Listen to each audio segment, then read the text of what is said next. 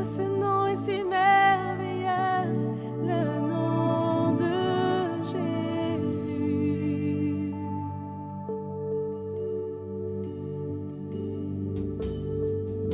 Tu n'as pas voulu les cieux sans nous. Alors Jésus, tu es venu. Ton amour a vaincu mon péché. Plus rien ne peut nous séparer. Oh, ce nom est si glorieux. Oh, ce nom est si glorieux. Le nom de Jésus-Christ, mon roi. Oh, ce nom est si glorieux. Sa beauté sans pareil. Oh, ce nom est si glorieux. Le nom de Chantons, ce nom est si glorieux. Oh, ce nom est si glorieux. Oh, ce nom est si glorieux. Le nom de Jésus-Christ, mon roi. Oh, ce nom est si glorieux. Sa beauté sans pareil. Oh, ce nom est si glorieux. Le nom de Jésus. Oh, ce nom est si glorieux. Le nom de Jésus. Oui, ton nom, Jésus, surpasse tout autre nom. Ton nom est vie, ton nom est puissant, Seigneur. Je chanterai ton nom à jamais, au roi ressuscité. Et la terre a tremblé, le voile s'est déchiré, désarmant la mort et le péché. Les cieux chantent ta gloire, l'écho de ta victoire, car tu es le roi ressuscité. Tu es sans rival, tu es sans égal. Dieu, tu triomphes à tout jamais. Oh, à toi soit le règne, à toi soit la gloire, car ton nom surpasse tout autre nom. Oh, ce nom est victorieux. Oh, ce nom est victorieux. Le nom de Jésus-Christ, mon roi. Oh, ce nom est victorieux. Sa puissance est sans pareil. Oh, ce nom est victorieux. Le nom, tu es sans rival, tu es sans égal. Dieu, tu triomphes à tout jamais. À toi soit le règne, à toi soit le règne, à toi soit la gloire, car ton nom surpasse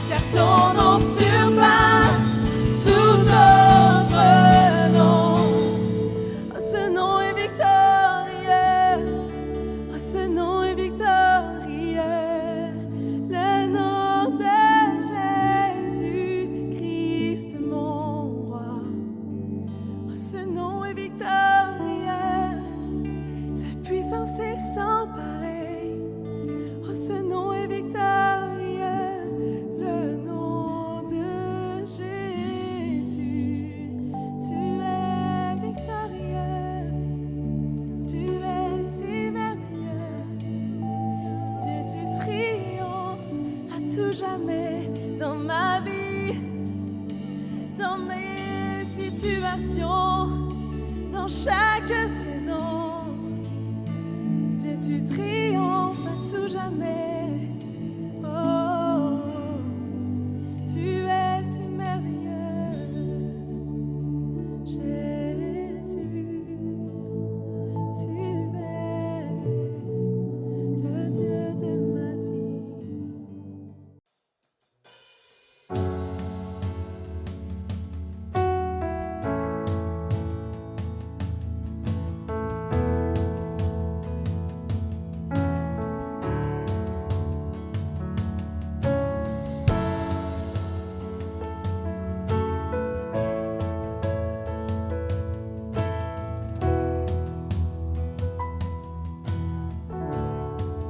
J'ai cet espoir,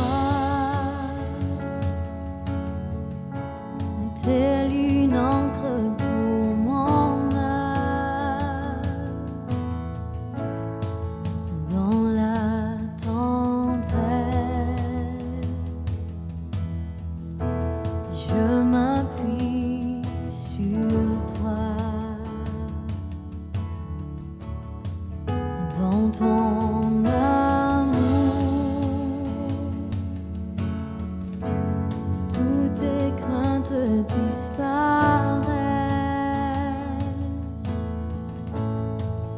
En toutes choses, j'ai confiance en toi.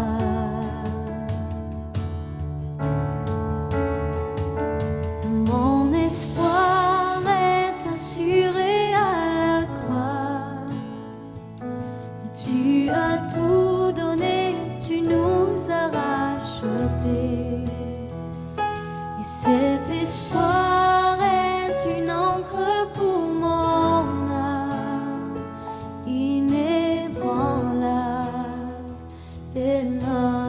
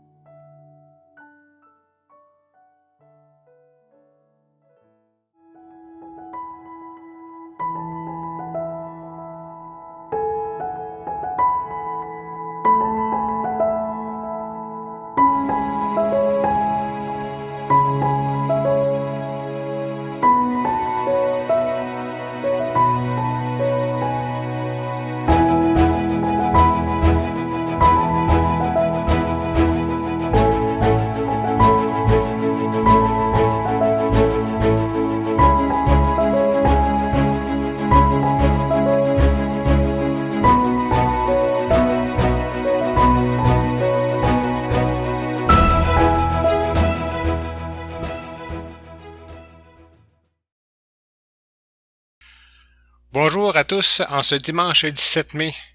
Pour faire un clin d'œil à Matthieu, encore on a un dimanche en confinement, mais qui sera rempli de l'Esprit Saint par Jésus-Christ notre Seigneur. Pour aujourd'hui, Gilles Despins nous donnera un enseignement sur le psaume 8. Le psaume 8 nous dit que Dieu s'occupe de nous. Donc, pour aller en ce sens, j'ai une anecdote à vous raconter. Nous savons que Dieu est en contrôle. Nous savons que rien ne lui échappe. Nous savons aussi que rien n'arrive pour rien. Dieu est souverain en tout. Alors voici ce qui m'est arrivé. Il n'y a pas si longtemps, j'aidais une grand-mère de 85 ans à faire ses commissions. Son nom, Fabiola, elle ne mesurait pas plus de 4 pieds 2 pouces. Elle, à côté de moi, j'étais un géant. En tout cas, un géant pas très gros. Donc un jour, je lui avais promis que j'arriverais chez elle à 11h pile AM. En arrivant, je suis arrivé à 11h moins quart. À ma surprise, elle était déjà partie. Je dois vous dire que parfois, je n'arrivais pas toujours à l'heure, mais, lorsque je lui promettais une heure, j'arrivais toujours à l'heure promise. Voyant qu'elle était déjà partie, j'ai eu un sentiment d'inquiétude à son égard. Cette Fabiola, rien ne l'arrêtait. Que ce soit pour arracher un tournesol, pour n'importe quoi, elle le faisait. Elle était tellement habituée à travailler fort, à travailler dur, mais encore, mon inquiétude était fondée.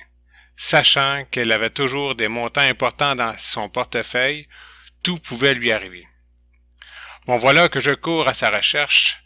Ce n'était pas très compliqué. Je connaissais son parcours, je savais par où commencer. Et donc, en arrivant aux arpents verts, elle était là, justement à la caisse. Elle dit à la caissière « Ouh, il ne sera pas content de monsieur ». Je réplique devant la caissière et pour raison, je lui demande « Comment tu fais pour arriver ici ?» Elle dit « J'ai fait du pouce ». OK, imaginez-vous une grand-mère de 85 ans faire du pouce pour son épicerie avec une sacoche pleine d'argent. Il y avait de quoi à s'inquiéter. Je ramasse donc ses achats, j'ouvre la porte de voiture et nous allons à l'épicerie métro. Fabiola avait sa tournée. Après un certain temps, en marchant dans le métro, une petite fille, une jeune fille, pas plus de 7 ans, elle me regarde de haut en bas, elle regarde Fabiola de bas en haut. La jeune fille demanda à Fabiola, « Est-ce qu'il est ton mari? » « Non, répondit Fabiola.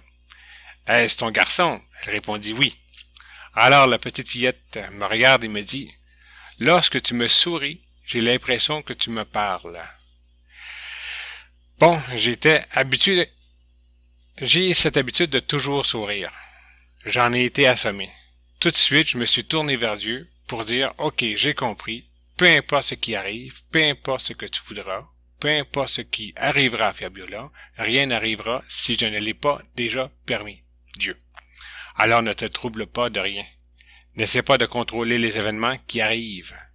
Je suis en contrôle de tout. Donc, le psaume 8, Dieu s'occupe de tout. C'est pas mal à propos. OK. Maintenant, après l'enseignement de Gilles Despins, Félix nous mènera en méditation avec le thème de Jésus-Christ, notre rocher. Par la suite, ne partez pas trop vite. On se retrouve sur Zoom. Julie nous a envoyé un courriel pour que vous puissiez nous rejoindre. Pour terminer ma partie, prions. Je vous invite aussi à prier chez vous pour que l'amour du Seigneur habite en nous, pour que nous soyons des boules contagieuses en ces temps où beaucoup n'ont nulle part pour trouver le réconfort. Amen et bon dimanche. Bonjour à tous, ça me fait plaisir d'être ce matin avec vous pour pouvoir partager la parole de Dieu, toujours dans le contexte là, du confinement. Je vous invite à prendre vos Bibles et à tourner avec moi au psaume 8. Le psaume 8. Et j'aimerais simplement passer à travers ce psaume en relevant les vérités profondes que le roi David souligne dans ce psaume. J'ai intitulé ce message « Dieu s'occupe de nous ». Et en particulier, je me suis inspiré de cette question que pose le roi David Qu'est-ce que l'homme pour que tu te souviennes de lui? C'est une question qui est reprise ailleurs dans d'autres passages de l'Ancien Testament, dont un aussi en particulier dans le Nouveau Testament que nous allons voir un tout petit peu plus tard. Donc, je vous propose premièrement de lire avec vous, et je vais utiliser la version seconde nouvelle édition de Genève ce matin. Psaume 8, le verset 1. Au chef des chantres, sur la guitite, psaume de David. Éternel notre Seigneur, que ton nom est magnifique sur toute la terre. Ta majesté s'élève au-dessus des cieux. Par la bouche des enfants et de ceux qui sont à la mamelle, tu as fondé ta gloire pour confondre tes adversaires, pour imposer silence à l'ennemi et au vindicatif. Quand je contemple les cieux, ouvrage de tes mains, la lune et les étoiles que tu as créées, qu'est-ce que l'homme pour que tu te souviennes de lui, et le Fils de l'homme pour que tu prennes garde à lui? Tu l'as fait de peu inférieur à Dieu, et tu l'as couronné de gloire et de magnificence. Tu lui as donné la domination sur les œuvres de tes mains. Tu as tout mis sous ses pieds, les brebis comme les bœufs et les animaux des champs, les oiseaux du ciel et les poissons de la mer, tout ce qui parcourt les sentiers des mers. Éternel, notre Seigneur, que ton nom est magnifique sur toute la terre. Prions. Merci, Père, pour ce passage. Merci pour ta parole vivante, permanente, qu'elle puisse pénétrer nos cœurs, nous faire du bien, changer notre vision du monde de plus en plus, pour regarder à toi, Seigneur, pour te contempler, pour en arriver avec David à affirmer nous-mêmes que ton nom est vraiment magnifique, Seigneur, sur toute la terre, c'est-à-dire à travers toutes les affaires des hommes. Tu es là, Seigneur, et tu es souverain, tu es au contrôle. Nous te bénissons pour cela. Nous prions que tu parles à nos cœurs aujourd'hui et affermisses notre foi dans le nom précieux de Jésus. Nous prions ainsi. Amen. Donc, au verset 1, comme David le fait souvent dans ses psaumes, il introduit très brièvement, nous met un petit peu le contexte parfois historique. C'est pas le cas ici, mais il nous donne quand même une indication au chef des chantres sur la guitite. La guitite était probablement un instrument à cordes qui provenait de Gath chez les Philistins. Ce qui est intéressant, c'est que, vous savez, c'est David qui écrit ce psaume.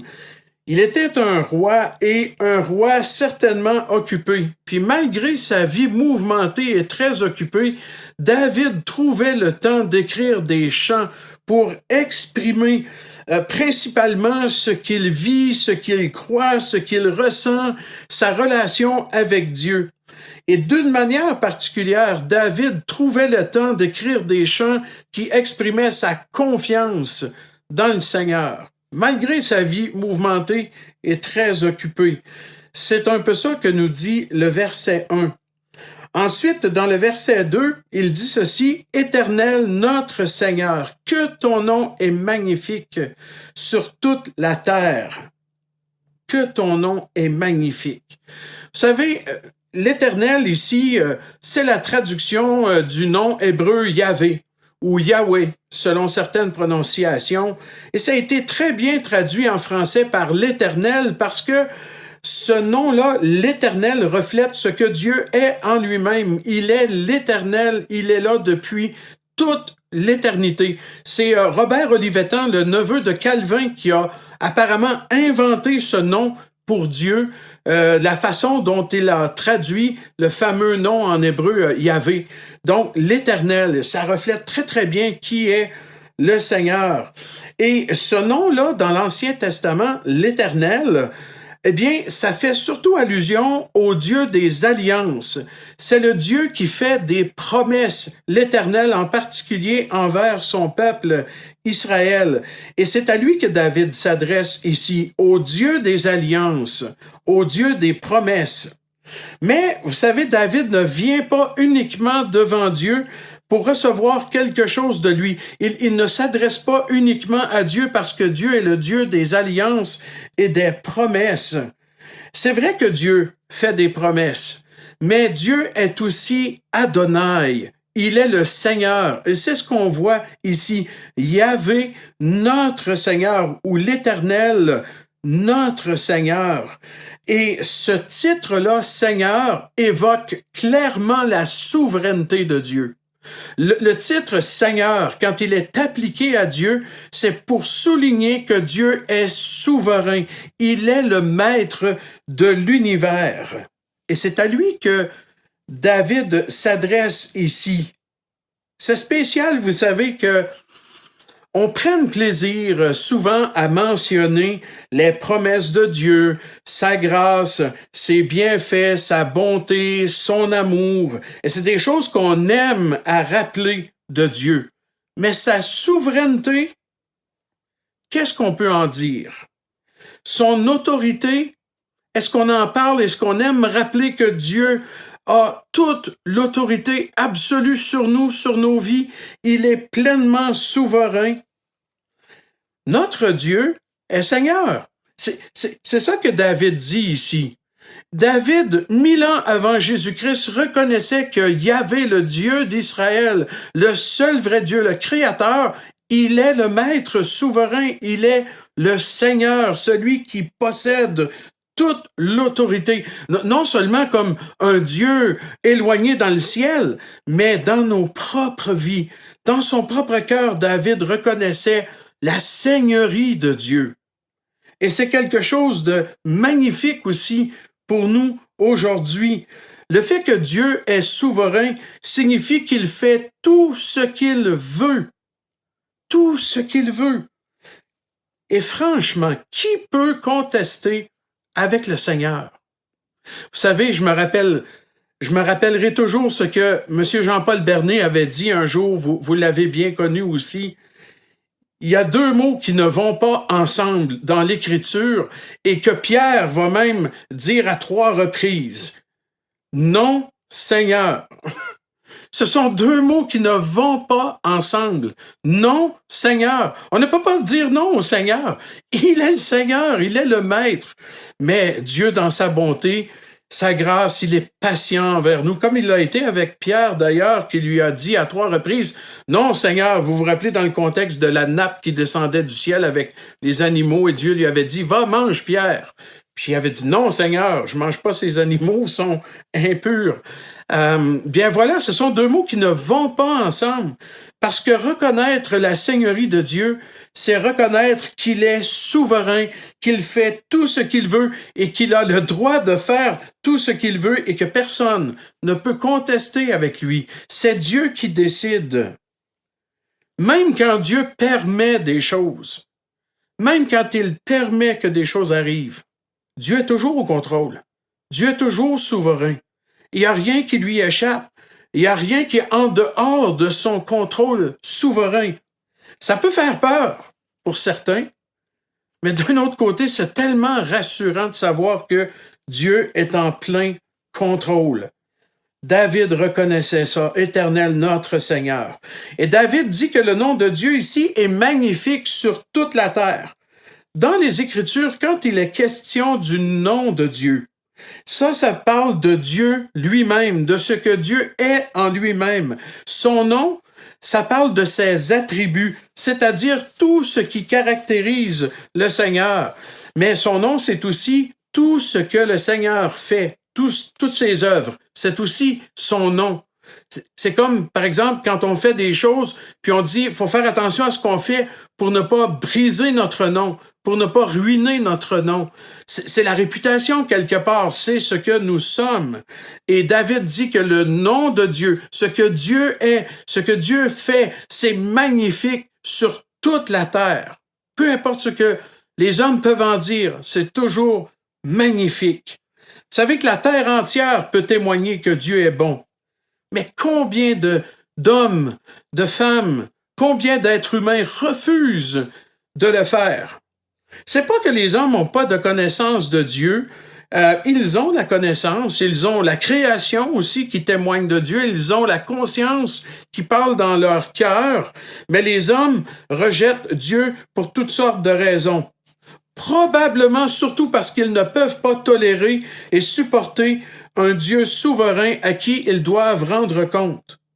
malgré tout, Dieu est bon, il est magnifique sur toute la terre parce qu'il continue de se révéler, il continue de se faire connaître et de manifester sa grâce et puis sa bonté envers les hommes. Dieu est si grand, il est si grand et en même temps si bon, si patient envers les hommes qui le rejettent constamment. Il a été tellement patient envers nous, tellement bon envers nous.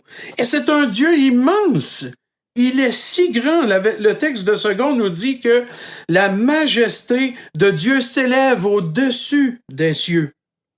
Cette parole-là démontre que même si Dieu s'implique sur la terre, dans les affaires humaines, il est quand même au-dessus des cieux. Dieu est plus élevé que le plus élevé que nos yeux sont capables de voir.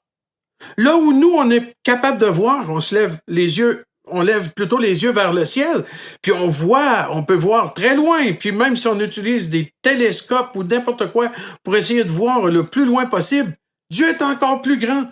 Dieu est encore plus haut élevé. Il est si grand, c'est incroyable. Vous voyez à quel point le ciel est haut? Dieu est encore plus haut. Donc, dans le début de ce psaume, David dit que Dieu est un très grand Dieu, au-dessus des cieux, et malgré tout, impliqué sur la terre. Il a un nom magnifique partout, sur toute la terre. Et à qui Dieu se révèle-t-il d'une manière particulière? À ceux qui sont sur la terre, c'est ce que David va dire dans le verset suivant, au verset 3. Par la bouche des enfants et de ceux qui sont à la mamelle, tu as fondé ta gloire pour confondre tes adversaires, pour imposer silence à l'ennemi et au vindicatif. Ce verset-là met en contraste deux sortes de personnes.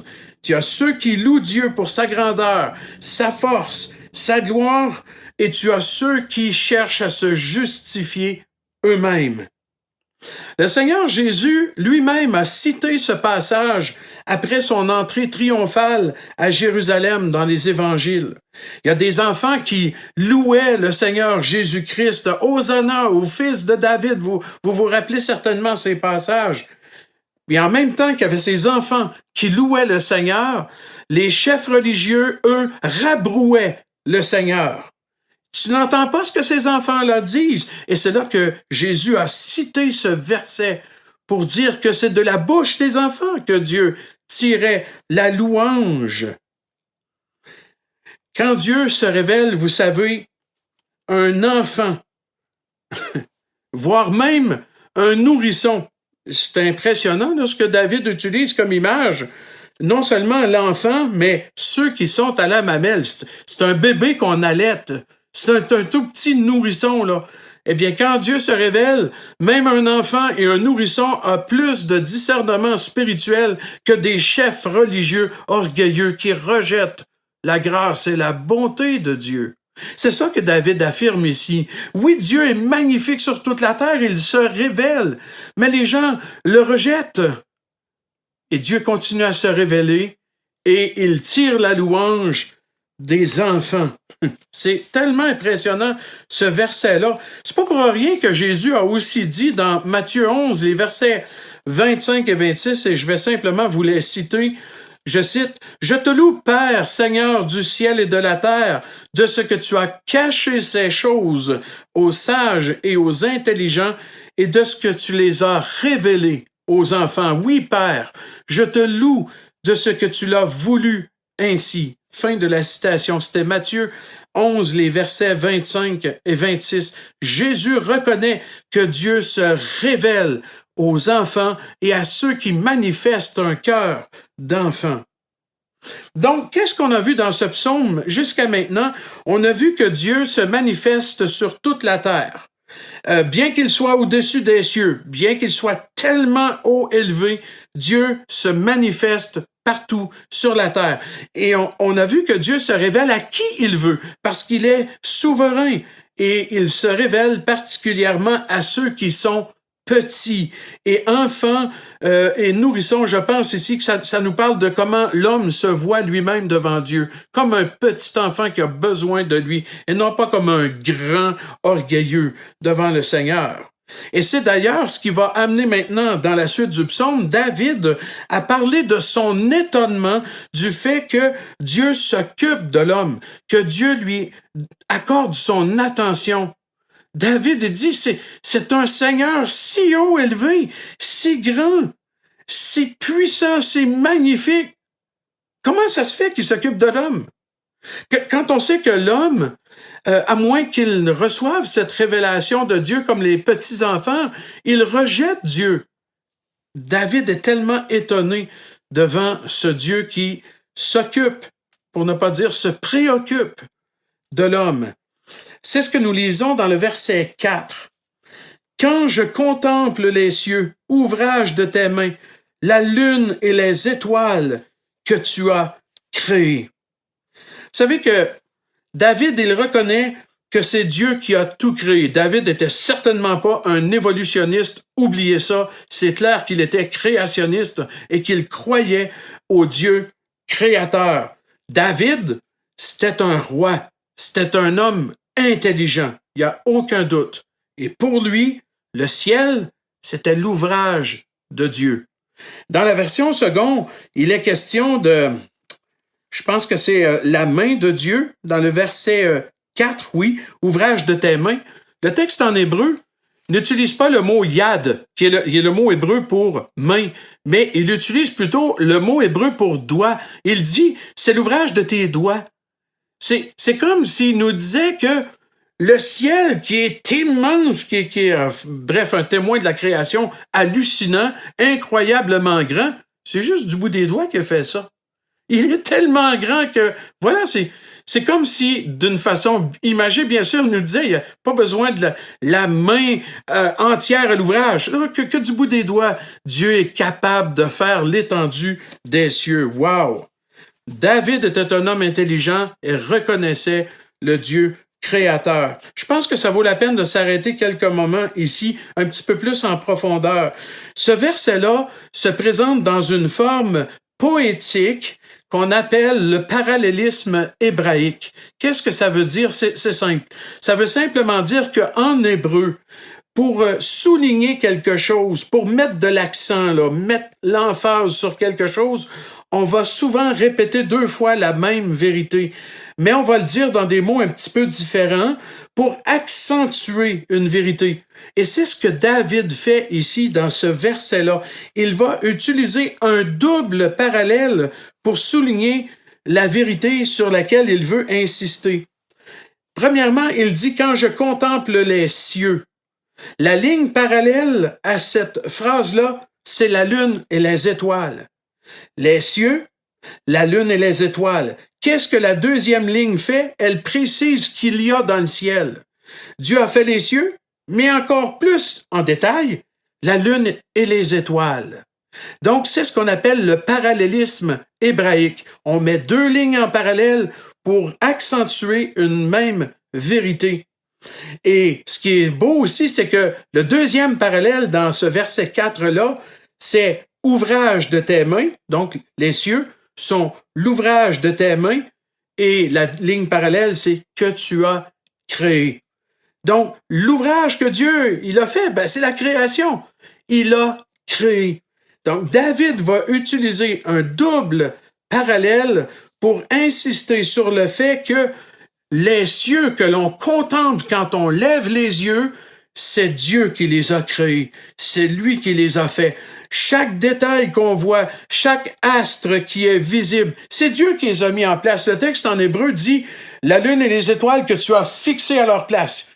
Donc, tu leur auras attribué un rôle. On le voit dans le récit de la création, présider au jour, présider à la nuit pour la lune et le soleil, et aussi les étoiles. Et donc, Dieu les a non seulement créés, mais les a placés, leur a attribué un rôle dans la création. Hey, ça prend tout un Dieu incroyablement grand pour faire tout ça.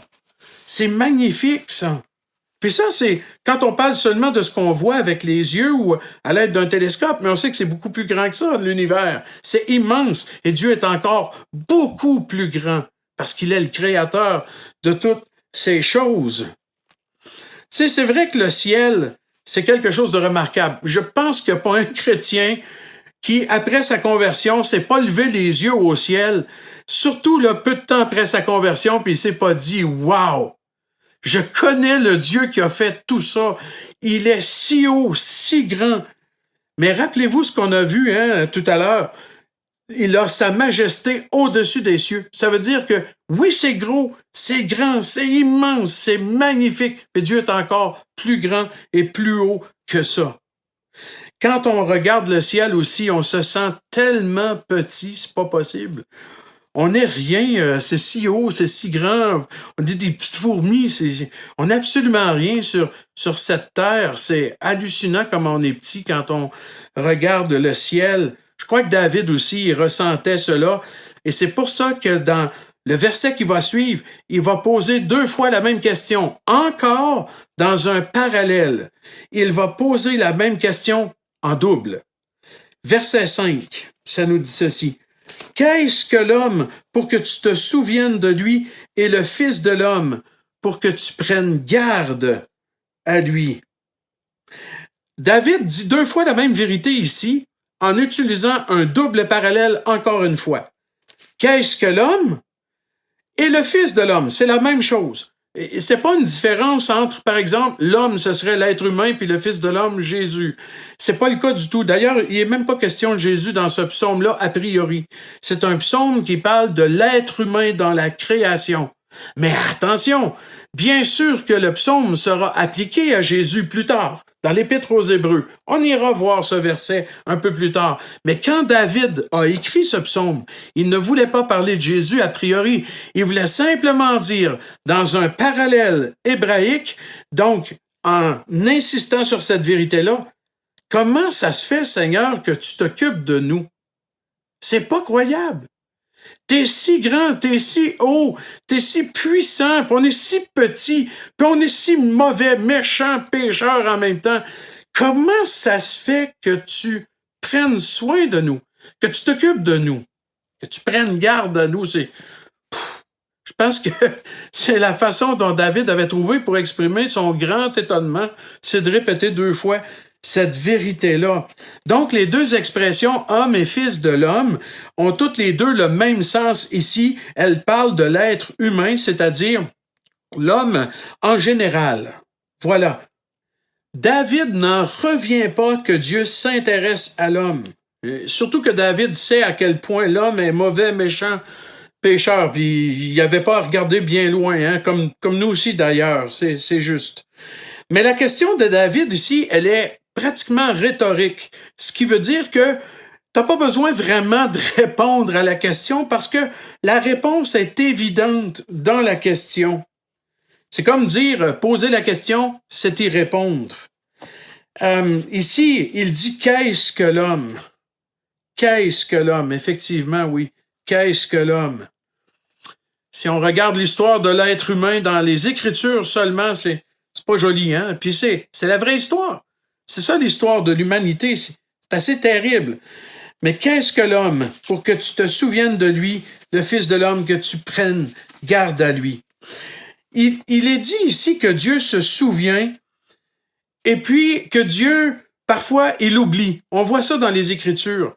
Ce sont 2 métaphores, 2 façons de parler humainement de Dieu avec des mots humains pour nous aider à comprendre quelque chose. Dieu ne se souvient pas, il n'oublie pas comme nous. C'est simplement des mots humains pour nous aider à saisir quelque chose. Dieu se souvient, ce qui signifie que Dieu agit. C'est ça que ça veut dire, Dieu se souvient. C'est qu'il agit, qu'il fait quelque chose pour nous. Et dans le parallèle hébraïque que nous avons ici, la 2e ligne explique qu'est-ce que ça veut dire, se souvenir. David dit, qu'est-ce que l'homme? Pour que tu te souviennes de lui, et le Fils de l'homme pour que tu prennes garde à lui. Donc, se souvenir, c'est de prendre garde, c'est de se préoccuper. La 2e phrase explique donc la première. Dieu se préoccupe de l'homme, prend garde à lui. C'est ça que ça veut dire. Et particulièrement, il se souvient, et c'est-à-dire donc il se préoccupe de ceux qui lui appartiennent, d'une façon particulière. Est-ce que c'est pas formidable ça de savoir que Dieu se préoccupe de l'homme, que Dieu se préoccupe d'une manière particulière de nous? Est-ce que c'est pas une vérité qui nous fait pas du bien ça? Pourquoi serions-nous inquiets? Pourquoi serions-nous ébranlés par quoi que ce soit? Pourquoi nous metterions-nous en colère, dans une incompréhension totale? Oui, ça se peut qu'on ne comprenne pas les choses, et ça arrive très souvent. Mais on a un Dieu qui se préoccupe de nous, qui prend garde à nous, qui prend soin de nous. Vous savez, le plan original de Dieu, c'était de donner à l'homme la place d'honneur dans la création. Comme David le souligne dans les versets 6 à 9 que nous avons lus tout à l'heure, qui nous dit ceci: « Tu l'as fait de peu inférieur à Dieu. » Ça, c'est une façon de dire que l'homme a été fait à l'image de Dieu. « Et tu l'as couronné de gloire et de magnificence. » Ça veut dire que Dieu a mis l'homme à la première place dans la création. Et David dit que Dieu lui a donné la domination sur l'œuvre de ses mains, des mains de Yahvé, sur tout ce que Dieu a fait. Et il mentionne les animaux, les oiseaux, les poissons, etc. C'était le plan original de Dieu de mettre l'homme à la première place dans la création. Mais vous savez ce qui est arrivé. Vous connaissez la suite de l'histoire. Par la désobéissance d'un seul, le péché est entré dans le monde et les conséquences par la suite ont été tout simplement désastreuses. Mais Dieu, parce qu'il se souvient de l'homme et qu'il se préoccupe de lui, il a envoyé sur la terre un autre homme, un homme parfait, qui nous ressemble à certains égards, mais qui est aussi à la fois totalement différent de nous, parce qu'il n'a pas notre nature pécheresse. Et bien sûr, je parle de l'homme-Dieu, notre Seigneur Jésus-Christ. Lui, par son obéissance parfaite, il va rétablir le plan original de Dieu pour l'homme. Mais il fallait d'abord qu'il meure sur la croix pour régler la question du péché. Et c'est exactement ce que Jésus a fait. Je vous invite à tourner pour conclure dans l'Épître aux Hébreux, au chapitre 2. Donc, prenez le temps de prendre vos Bibles, de tourner avec moi dans l'Épître aux Hébreux. Nous allons lire seulement quelques versets dans le chapitre 2, où l'auteur de l'Épître aux Hébreux va reprendre les textes du psaume que nous venons de considérer ensemble. Verset 5, Hébreux 2, verset 5, qui nous dit ceci: « En effet, ce n'est pas à des anges que Dieu a soumis le monde à venir dont nous parlons. Or, quelqu'un a rendu quelque part ce témoignage. Ce quelqu'un, c'est David, et ce quelque part, c'est le psaume 8. Qu'est-ce que l'homme pour que tu te souviennes de lui, ou le Fils de l'homme pour que tu prennes soin de lui? » Ici encore, l'auteur de l'Épître aux Hébreux parle encore de l'être humain en général. Voilà ce que devait être l'homme dans la création. Mais parce que l'homme a échoué, un autre homme est venu. L'homme, Dieu, Emmanuel, le Christ, le Seigneur Jésus. Et lui, maintenant, c'est de lui dont il est question au verset 9. Mais celui qui a été abaissé pour un peu de temps au-dessous des anges, Jésus, nous le voyons couronné de gloire et d'honneur à cause de la mort qu'il a soufferte. Ainsi, par la grâce de Dieu, il a souffert la mort pour tous. Quelle manière extraordinaire pour Dieu de non seulement d'accomplir le plan divin parfait pour l'homme à travers son Fils Jésus-Christ, mais en même temps de régler la question du péché parce que Jésus est mort pour nous. Dieu nous a donné un sauveur. Qu'est-ce que l'homme pour que tu fasses ça? Qu'est-ce que l'homme pour que tu te souviennes de lui, que tu prennes garde ou tu te préoccupes de lui en lui donnant un sauveur qui, lui, cet homme-là, va faire exactement ta volonté. Lui va être obéissant jusqu'à la fin. Lui va être l'homme parfait. Là où Adam a échoué, Christ a parfaitement réussi. À cause de cela, Dieu se préoccupe de nous maintenant d'une manière particulière particulière parce que Jésus étant devenu notre Sauveur, il peut être celui qui intercède pour nous, qui vient à notre secours. Et c'est ce que nous voyons dans la fin de ce même chapitre 2 où il est dit au verset 18, « Du fait qu'il a souffert lui-même et qu'il a été tenté, il peut secourir ceux qui sont tentés. » Et le mot « tenter » ici a le sens d'être mis à l'épreuve, d'être dans l'épreuve. Et le Seigneur Jésus sait ce que c'est parce qu'il est passé par là. Qu'est-ce que l'homme, que tu te souviennes de lui, que tu te préoccupes de lui? Moi, j'aurais envie de tourner cette question et de dire, quel grand Dieu tu es! Qu'est-ce que ce grand Dieu-là? Qui est-il? Voilà pourquoi je vous encourage à le connaître, ce Dieu-là. Un Dieu qui se préoccupe de nous, malgré ce que nous sommes, qui s'intéresse à nous. C'est pas pour rien que David va terminer le psaume 8 en répétant la phrase d'introduction. Cette phrase qui dit « L'Éternel, notre Seigneur, que ton nom est magnifique sur toute la terre. » Il répète ça parce que il reconnaît la bonté, la grandeur, la magnificence de Dieu. Quel privilège nous avons d'avoir une connaissance intime, personnelle de ce Dieu qui se préoccupe de nous, qui se souvient de nous. J'ai envie de terminer par un mot de prière, de reconnaissance. Prions ensemble pour bénir ce Dieu si bon qui se préoccupe de nous d'une façon constante. Prions ensemble. Seigneur Jésus, nous voulons te bénir parce que dans l'obéissance à ton Père, tu es devenu cet homme parfait qui a accompli le plan original de Dieu dans la création, qui a rétabli aussi, Seigneur, quelque part, ce plan-là dans nos propres vies. Oui, maintenant, nous sommes tes enfants, nous t'appartenons, nos vies sont transformées de plus en plus à ton image, et quel beau jour ce sera, Seigneur, lorsque nous pourrons régner avec toi sur cette terre. Merci de te préoccuper de nous. Quand ces temps troublés, nous puissions mettre toute notre confiance en toi parce que tu es un Dieu bon, magnifique sur toute la terre et souverain. C'est au nom de Christ que nous prions ainsi. Amen. Merci de votre attention. Bonne semaine à tous.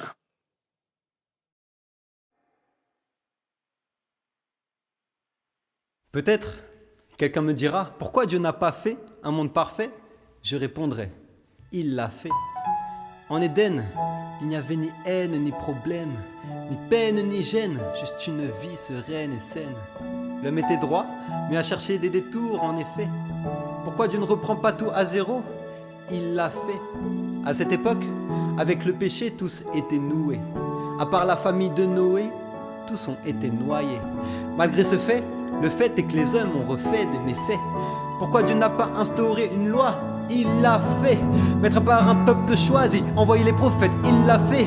Punir de mort ceux qui font le mal, ça aussi, il l'a fait. Mais le problème, c'est le cœur des hommes. La seule solution, le sauveur des âmes. Tu me diras, pourquoi Dieu ne change pas ce cœur mauvais? Par Jésus-Christ, il le fait. Il l'a fait. Il l'a fait.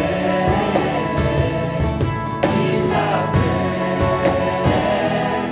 Il l'a fait. Il l'a fait. Sauvé. Il l'a fait. Aimé. Il l'a fait. M'adopté. Il m'a aimé malgré mes défauts, choisi malgré mes faiblesses. Je suis loin d'être un héros. J'ai vu sa main dans mes détresses, nous ramener les ténèbres à la lumière. Il l'a fait, venir sur cette terre. Il l'a fait, il a paraphé cette nouvelle alliance, je peux pas la rater. À ta vie il peut redonner un sens, oui, nous aimer jusqu'à la mort. Il l'a fait, nous donner une seconde chance. C'est déjà fait, son pardon est parfait, rien ne peut l'effacer. Si tu te demandes si Jésus t'aime, je te réponds tout à fait. Tout est fait, oui, tout est accompli. Tout est fait, du mal a été anéanti. Ce qu'il veut, c'est que tu vives toute ta vie. Crois en lui, car à la croix, il fait une croix sur ton péché pour une nouvelle vie. C'est par la foi que l'on peut dire il l'a fait. Quand tu espères qu'il fera, qui par la foi. Le protéger des mauvaises influences, il l'a fait. Qui par la foi, Guérir ma sœur des convulsions, il l'a fait. il l'a fait, oui, il m'a sauvé. Me protéger des méchants, il l'a fait. Répondre à ma prière de toucher le cœur de mon père, il l'a fait. T'offrir une nouvelle vie, pour toi payer le prix, sache qu'il l'a fait. L'éternité auprès de lui, l'accès au paradis, il te l'a offert. Par la foi, le salut, il t'a donné. Tous tes péchés par la croix sont pardonnés. Maintenant à toi de faire ce pas de foi, mais n'oublie pas qu'il s'est donné pour toi. Me guérir des crises d'angoisse, il l'a fait. Il s'est donné pour Aimer toi. malgré mon péché, il l'a fait. Il s'est donné, il t'a pardonné, maintenant à toi de donner. Me protéger dans le danger, À toi de il l'a fait. Me sauver de la mort sur la table d'opération, il l'a fait. Me guérir de mon hernie, il l'a fait. Me sortir du gouffre dans lequel j'étais tombé, il l'a fait. Me délivrer de mes douleurs, il l'a fait. Me consoler quand mon papy est décédé, il l'a fait. Changer mon cœur de pierre en cœur de chair, il l'a fait. M'empêcher de me suicider, il l'a fait.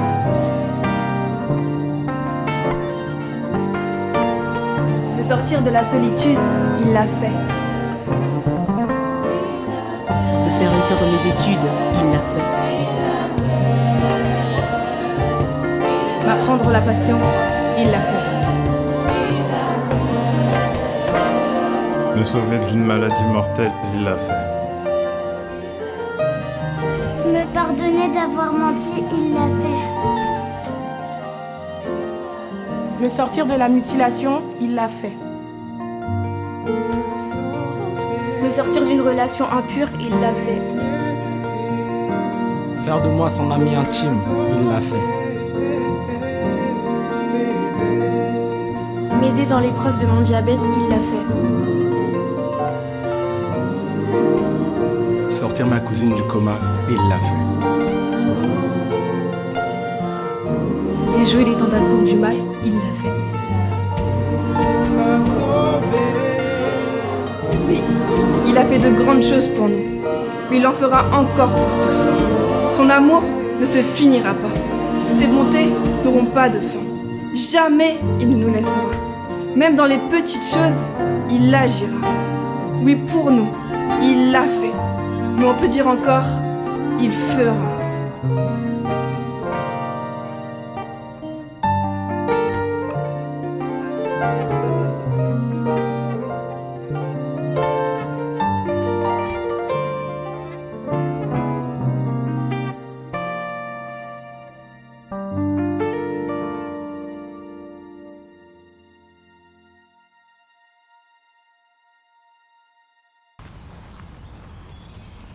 Bonjour, le thème du mois est Jésus-Christ, notre rocher. Un rocher comme celui-là, on peut pas le manquer, tout le monde le voit. Si du jour au lendemain, un rocher de cette taille-là apparaissait dans ta cour, je pense que tu pourrais pas l'ignorer. C'est un peu ce qui s'est passé avec les Juifs lorsque Jésus est arrivé dans leur cour. Romains chapitre 9 nous en parle. Nous avons vu dans les semaines passées que Jésus est notre refuge, qu'il nous entend et nous écoute.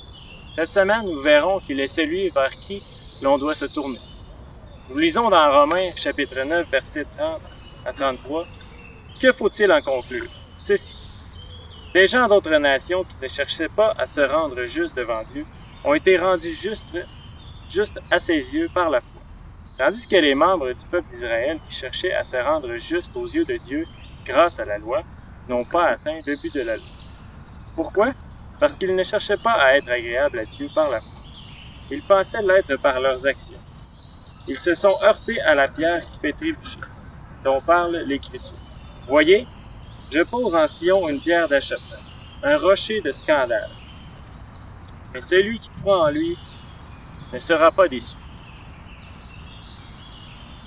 Ce qu'on voit premièrement, c'est l'incompréhension des Juifs. Jésus apportait un message complètement différent. Les Juifs, ils pensaient être les seuls à pouvoir atteindre le ciel. Lorsque Jésus enseigne que non seulement le salut est ouvert à tous, mais aussi qu'il s'obtient seulement par la foi, les Juifs tombent en bas de leur chaise. Le peuple d'Israël avait 613 lois complexes à respecter. Ils étaient tellement submergés par toutes ces lois et aveuglés qu'ils sont passés à côté du but de la loi. Le but de la loi, c'était de les amener à la foi.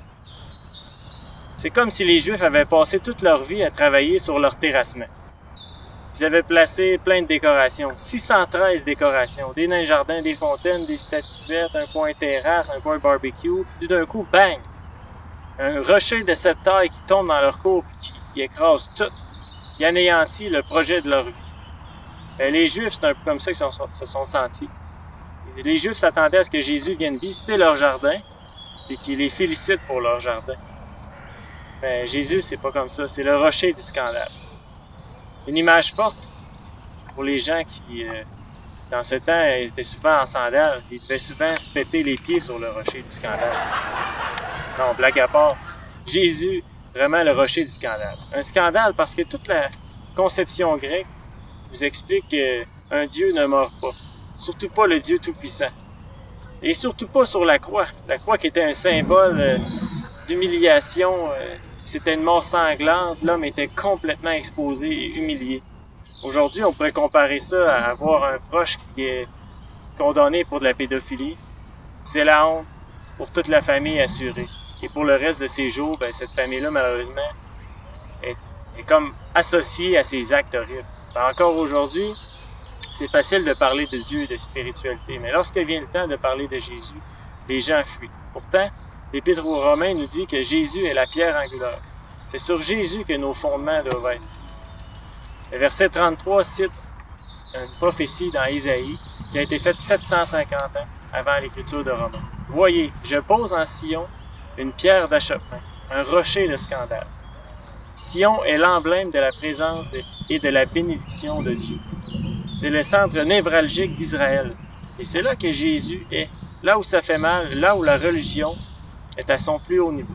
C'est dans la cour des Juifs, en fait. Jésus, la pierre qu'ils ont rejetée, est devenue la pierre d'angle. Elle est devenue le fondement de la foi chrétienne. Et il est la pierre d'angle qui permet d'être droit, solide, stabilisé, aligné avec Dieu. Dans le fond, là où ce que je suis en tant que chrétien dépend directement de Jésus. En résumé, l'homme ne pouvait pas atteindre les standards de Dieu. Personne n'est parfait. Jésus est venu tasser tous nos standards et les a remplacés par sa propre vie. Jean 14,6 nous dit « Je suis le chemin, la vérité et la vie. Nul ne vient au Père que par moi. » Prions. Seigneur Jésus, il y a tant de choses qui peuvent m'éloigner des fondements. Mais Seigneur, tu nous rappelles avec ta parole que toi seul est notre fondement. Tu es notre pierre angulaire. Seigneur, merci que on n'était pas capable d'atteindre la loi, fait que tu es venu nous donner une solution. Cette solution-là, c'était la foi. Cette solution-là, c'était Jésus. Et on a juste à mettre notre confiance en Jésus, à placer notre foi en lui pour avoir la vie éternelle. Amen. Bonne semaine à tous.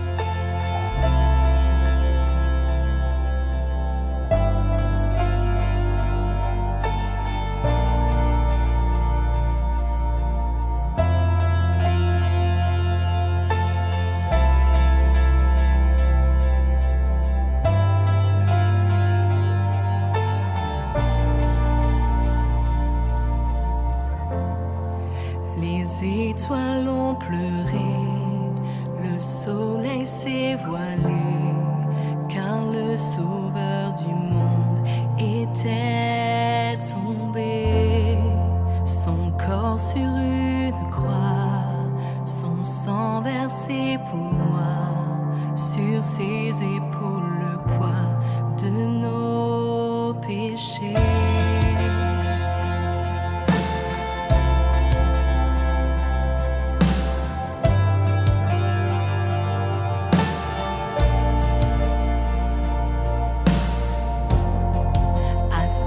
tout dernier souffle, le ciel s'est détourné.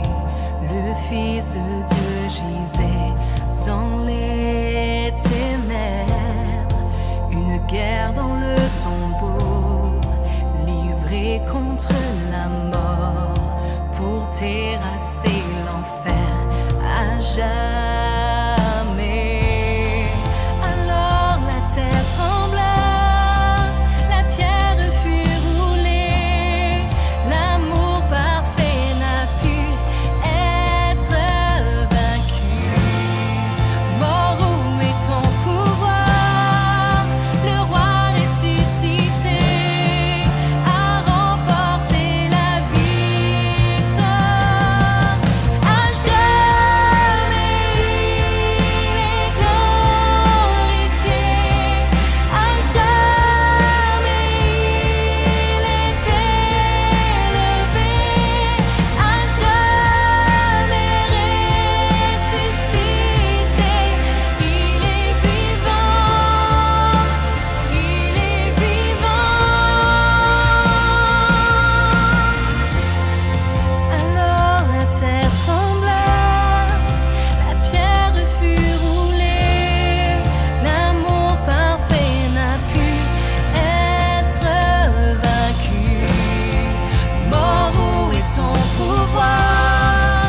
Le roi ressuscité a remporté la victoire. À jamais il est glorifié, à jamais il est élevé, à jamais ressuscité. Il est vivant, il est vivant.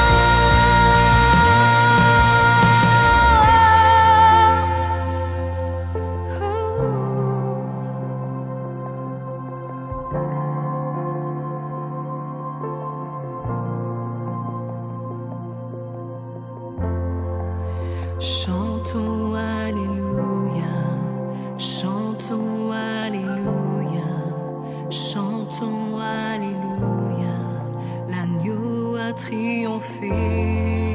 Chantons Alléluia, chantons Alléluia, chantons Alléluia, l'agneau a triomphé. Chantons Alléluia, chantons Alléluia, chantons Alléluia, l'agneau a triomphé.